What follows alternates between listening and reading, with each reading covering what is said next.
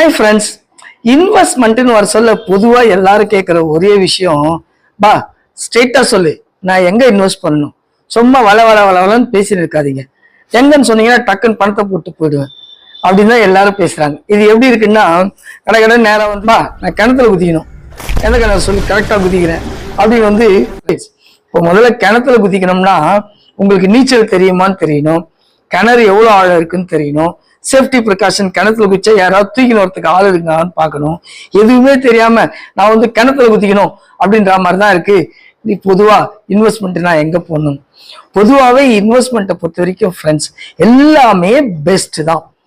எல்லா இன்வெஸ்ட்மெண்ட்டும் ஒரு unique speciality இருக்கு. எந்த இன்வெஸ்ட்மெண்ட்டும் வந்து ஒர்ஸ்ட் இன்வெஸ்ட்மெண்ட் கிடையாது, எதுவுமே பெஸ்ட் இன்வெஸ்ட்மெண்ட்டும் கிடையாது. அதனால பொதுவா இன்வெஸ்ட் பண்ணணும்னு உங்களுடைய ஹார்ட் அண்ட் மணி கஷ்டப்பட்டு சம்பாதிக்கிற பணத்தை பண்றதுக்கு முன்னாடி கண்டிப்பா ஒரு டைம் கொடுத்து எக்ஸ்பர்ட்ஸ் என்ன சொல்றாங்களோ கேளுங்க.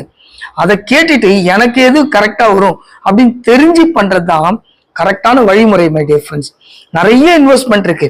ஃபார் எக்ஸாம்பிள் இந்த வீடியோல பாருங்க, ஒரு சில விஷயங்கள் பொறுமையா கேளுங்க. ஏன்னா உங்களுடைய ஹார்ட் அண்ட் மணி நீங்க எப்ப பதப்பதைப்பீங்கன்னா அந்த பணம் வந்து கம்மியாகுது, காணாம போகுது அப்படின்னு நீங்க ஃபீல் பண்ற சொல்ல மிகப்பெரிய வழியை தரும்.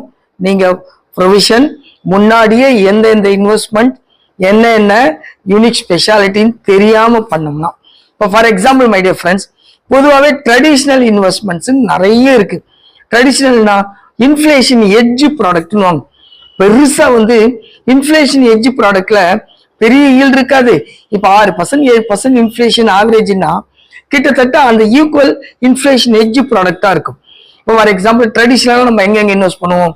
பேங்க்கு, gold, post office, bond, FD, PPF, இதெல்லாம் பார்த்தீங்கன்னா முடிஞ்ச அளவு எல்லாமே ட்ரெடிஷ்னல் இன்வெஸ்ட்மெண்ட்ஸு. இது வந்து இன்ஃப்ளேஷன் எட்ஜ் உங்களை வாழ வச்சிடும். கண்டிப்பா திருப்பி சொல்ல பாருங்க, வாழ வச்சிடும்.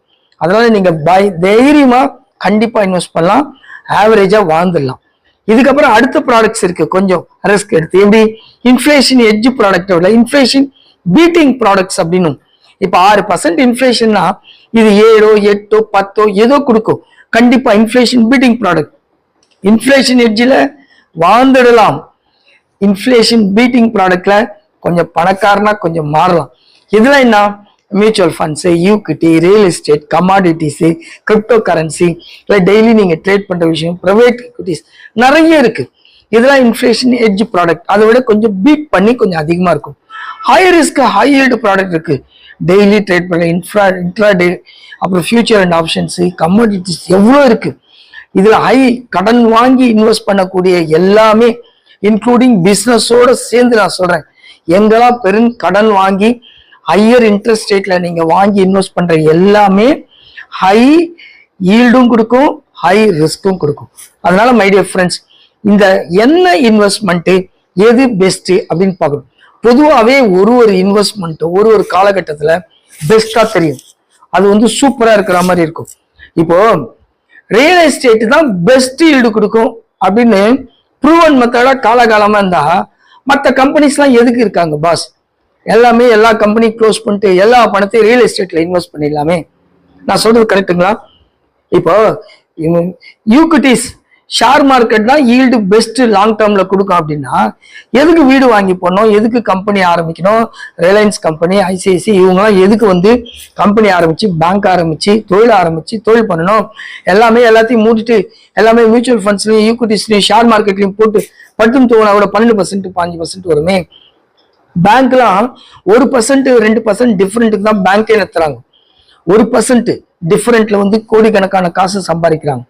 உங்களுக்கு 7% 8% வட்டி கொடுத்து மற்றவங்களுக்கு 9% 10%க்கு வட்டி கொடுத்து டிஃபரன்சியேஷன்ல தான் பேங்க் நடத்துறாங்க. ஸோ அப்போ இன்வெஸ்ட்மெண்ட்னு வர சொல்ல என்ன இன்வெஸ்ட்மெண்ட், எங்க இன்வெஸ்ட்மெண்ட் தெரிஞ்சுன்னு தயவு செய்து இன்வெஸ்ட் பண்ணுங்க. உலகத்துல எல்லாமே பெஸ்ட் தான். என்னை பொறுத்த வரைக்கும் இன்வெஸ்ட்மெண்ட்னு பார்த்தா இந்த கை முக்கியமா, இந்த உடம்பு தான் ஃபுல் பாடி இது அப்படின்னு பார்த்தீங்கன்னா கை முக்கியமா, கால் முக்கியமா, கண்ணு முக்கியமா, காது முக்கியமான்னு கேட்குற மாதிரி தான். ஒன்று ஒரு விதத்துல எவ்வளோ முக்கியமோ அந்த மாதிரி தான் இன்வெஸ்ட்மெண்ட்ஸ்ல எல்லாமே.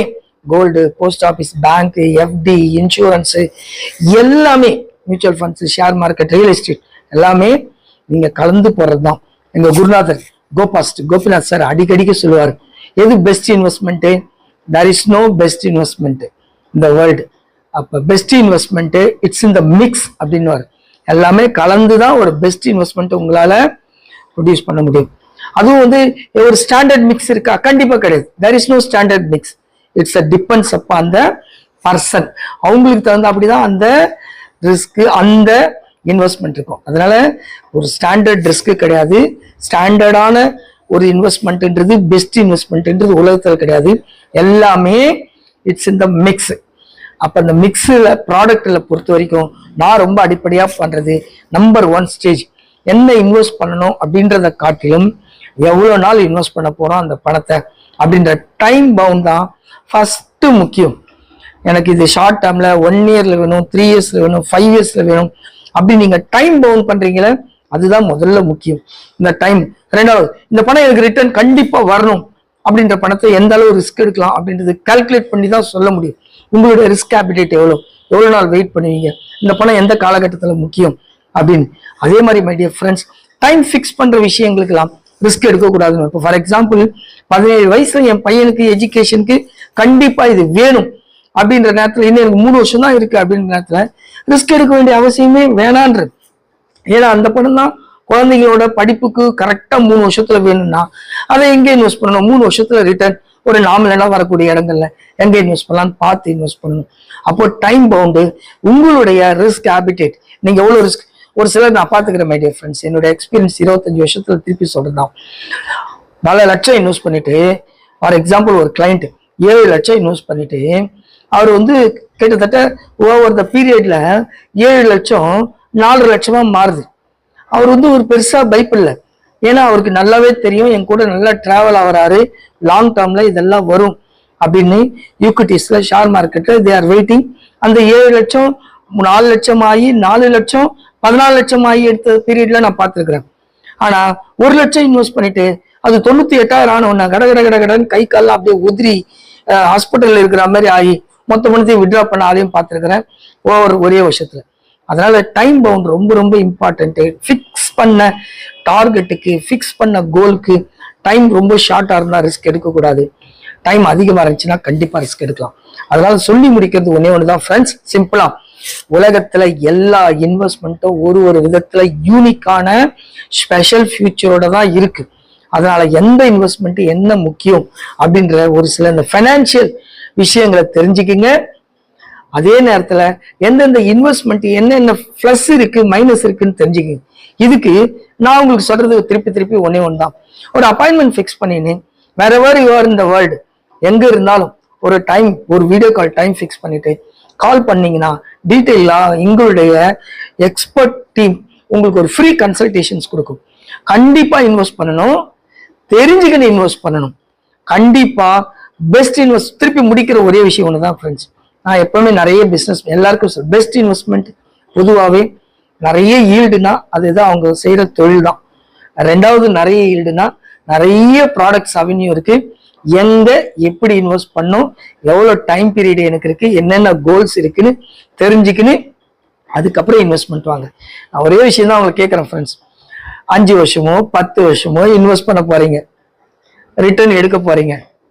ஒரு 5 வருஷம் இன்வெஸ்ட்மெண்ட்டுக்கு 1/2 மணி நேரம் டைம் கொடுத்து என்ன இன்வெஸ்ட்மெண்ட் எவ்வளவு ஈல்டு இருக்குன்னு தெரிஞ்சுக்கின்னு அதுக்கப்புறம் டிசைட் பண்ணுங்களேன். எல்லாராலையும் பெரிய ஆளா ஜெயிக்க முடியும், சம்பாரிச்சு செட்டில் ஆக முடியும். ப்ரொவைடட் அவங்க கோல்ஸை கரெக்டா தெரிஞ்சுக்கணும். இன்வெஸ்ட்மெண்ட் என்ன ரிஸ்க் இருக்கு, என்ன ஈல்டு இருக்குன்னு தெரிஞ்சுக்கணும். நான் இன்வெஸ்ட் பண்ண போற ப்ராடக்ட் என்ன அப்படின்னு டீடைல் பண்ணி அதுக்கப்புறம் பண்ணுங்க friends. we will help you to grow. அதனால புட் டுகெதர் எல்லாமே சேர்ந்து ஜெயிக்கலாம் ஃப்ரெண்ட்ஸ். வாங்க மீண்டும் அடுத்த வீடியோவில் சந்திக்கலாம்.